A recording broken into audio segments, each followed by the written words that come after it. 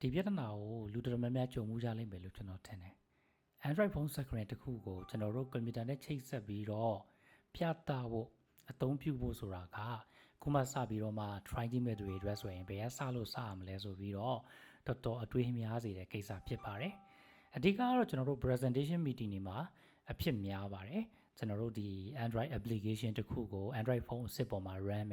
run ထားတဲ့ဟာကိုလည်းကျွန်တော်တို့တစ်ဖက်မှာပြခြင်းနဲ့ဆိုလို့ရှိရင်တော့ကျွန်တော်တို့ကွန်ပျူတာကတစ်ဖက်ပြီးသွားရဲတခါ Android phone ကတစ်ဖက် meeting ကိုချိန်ပြီးတော့ပြရတာမျိုးတွေရှိတယ်တဲ့ပေါ့နော်ဒါကတော်တော်ကိုပဲအလုံးမတွင်ပြီးတော့အချိန်ကုန်စေတယ်ပေါ့နော်ဒီနေ့မှာတော့ကျွန်တော်တို့ Android phone တစ်လုံးကိုကွန်ပျူတာနဲ့ချိတ်ဆက်ပြီးတော့သူ့ရဲ့ screen ကိုဘယ်လိုပြသရမလဲဘယ်လိုအသုံးပြုရမလဲဆိုတာကိုလို့တို့ရှင်းပြသွားမှာဖြစ်ပါတယ်အဲ့တော့ပထမအဆုံးအနေနဲ့ကျွန်တော်တို့ Android phone တစ်ခုကိုကွန်ပျူတာနဲ့ချိတ်ဆက်ဖို့ဆိုတဲ့နေရာမှာလိုအပ်ချက်နှစ်ခုရှိပါတယ်နံပါတ်1ချက်ကတော့ driver ဖြစ်ပြီးတော့နံပါတ်2ချက်ကတော့ဒီ driver နဲ့တဆင်သူ့ကိုလမ်းပြီး manage လုပ်မဲ့ software လိုအပ်မှာဖြစ်ပါတယ်အဲ့တော့စတင်လိုက်ရအောင်ပါ driver ဆိုတာကတော့ကျွန်တော်တို့ programmer level မှာ driver ဆိုတာပါတယ်ဆိုတာပြောစရာလိုမယ်လို့ကျွန်တော်မထင်ဘူးဒီ device ကို computer သိအောင်ခြားထဲမှာ definition ပေါ့နော်အဓိပ္ပာယ်ဖွင့်ဆိုချက်တွေနဲ့အချင်းချင်းချိတ်ဆက်လို့ရအောင်လုပ်ပေးတဲ့အရာတွေကို driver လို့အလွယ်နားလည်လို့ရပါတယ်ပုံမှန်အဖြစ်တော့ကျွန်တော်တို့ရဲ့ကွန်ပျူတာမှာ Android Studio တို့ဒီ Flutter Development Environment တွေအပြည့်စုံဆင်ထားတယ်ဆိုလို့ရှိရင်တော့ Android driver တွေကပါပြီးသားဖြစ်ပါတယ်အဲ့လိုမဟုတ်လို့ရှိရင်လည်းကျွန်တော်တို့ဒီ driver မသိဘူးဆိုလို့ရှိရင် browser မှာသွားပြီးတော့ Android ADB driver ဆိုပြီးတော့ကျွန်တော်တို့ရှာပြီးတော့ကိုယ့်ရဲ့ဖုန်းနဲ့ကွန်ပျူတာနဲ့ကိုက်ညီတဲ့ဟာကို install လုပ်ပေးဖို့လိုအပ်ပါတယ်အဲ့တော့ဟုတ်ပြီကျွန်တော်တို့ဒီဖုန်းနဲ့ကွန်ပျူတာကိုခုကျွန်တော်ကြိုးထိုးထားတယ်အဲ့တော့ကိုကွန်ပျူတာက driver သိမသိကိုဘယ်လိုသိလို့ရမလဲဆိုတော့ ADB devices device ဆိုတဲ့ command နဲ့စစ်လို့ရပါတယ်။ Okay ကျွန်တော်ဒီမှာနည်းနည်းအဆင့်ကျော်သွားပါတယ်ကျွန်တော်ဒီမှာ terminal ကိုဖွင့်ထားတာဖြစ်ပါတယ်ဆိုတော့ Windows ဆိုလို့ရှိရင်လည်းcommand prompt တို့ PowerShell တို့ရာသက်ဆိုင်တဲ့ဟာသုံးလို့ရတယ် Mac မှာဆိုလို့ရှိရင်တော့ဒါကျွန်တော် web လို့ခေါ်တဲ့ terminal ကို client software ပေါ့ဗျာမှန်တကယ်ကတော့ terminal က ZSH လို့ခေါ်တယ်အဲ့ဒါကိုသုံးထားတာ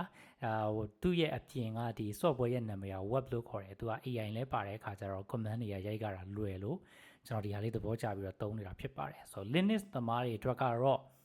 terminal ဆိုတာဘာလဲကျွန်တော်ပြောစရာလိုမယ်လို့မထင်ဘူးသူတို့ကအမြဲတမ်း terminal နဲ့အလုပ်လုပ်နေရတဲ့လူတွေဖြစ်ပါတယ်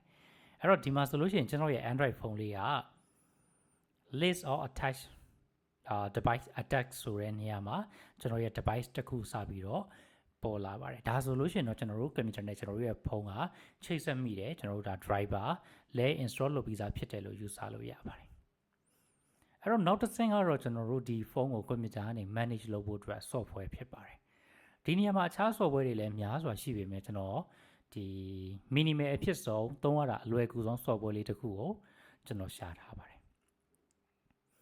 အဲ့တော့ဒီ link ကိုလည်းကျွန်တော်ဒီ video ရဲ့ description ထဲမှာတစ်ခါတည်းထည့်ပေးလိုက်ပါမယ်သူကတော့ XCR CPY လို့ခေါ်ပါတယ်ကျွန်တော်တို့ GitHub ကနေပဲသွားပြီးတော့အလွယ်ယူလို့ရပါတယ်ဒီမှာဆိုလို့ရှိရင်ကျွန်တော်တို့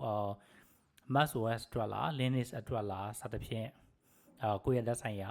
platform အတွက်ရွေးပြီးတော့မှရင်ဒီမှာ readme file ကိုဖတ်ပြီးတော့ကျွန်တော်တို့ကအသုံးပြုလို့ရပါတယ်အဲ့တော့ဒီနေ့မှာတော့ကျွန်တော်macOS ပေါ်မှာ demonstration ပြသွားမှာဖြစ်ပါတယ်အဲ့တော့ command ကရိုးရိုးရှင်းရှင်းပါပဲ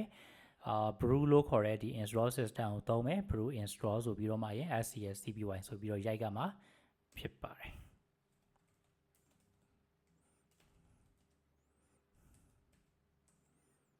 scr/cpy like this ဒီလိုရိုက်ပြီးတော့ enter ခောက်လိုက်ပါ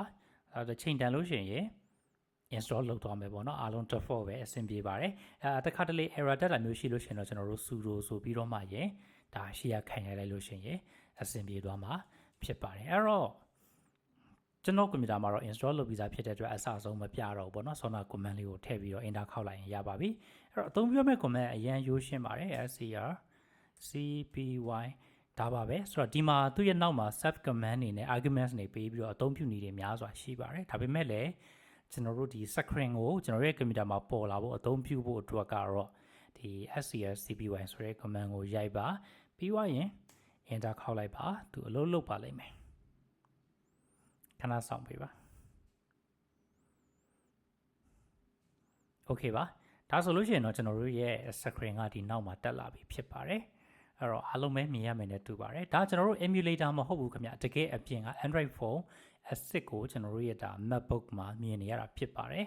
ဆို Windows မှာဆိုလို့ရှိရင်လည်းဒါအထုံးလေး၎င်းပေါ့ဗျာအဲ့တော့ကျွန်တော်ဒါဖုန်းကိုလက်နဲ့မကင်ဘူးပေါ့နော်ဒီ screen ကနေ mouse နဲ့ပဲဒါ Play Store ဆိုတော့ကျွန်တော်နှိပ်လိုက်မယ်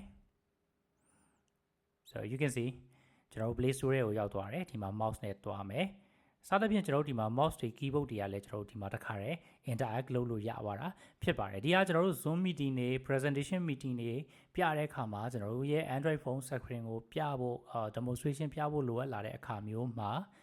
ဒီ software လေးကအရင်အသုံးတည့်တယ်ဆိုတော့ဒီ needs နဲ့အားလုံးလိုက်ပြီးတော့မှရင်အသုံးပြုနိုင်ကြလိမ့်မယ်လို့ကျွန်တော်မျှော်လင့်ပါတယ်နောက်ဗီဒီယိုတစ်ခုမှာပြန်ပြီးတော့တွေ့ပါမယ်ကျွန်တော်ကတော့ dashboard man.tab ကတိုက်အောင်ဖြစ်ပါတယ်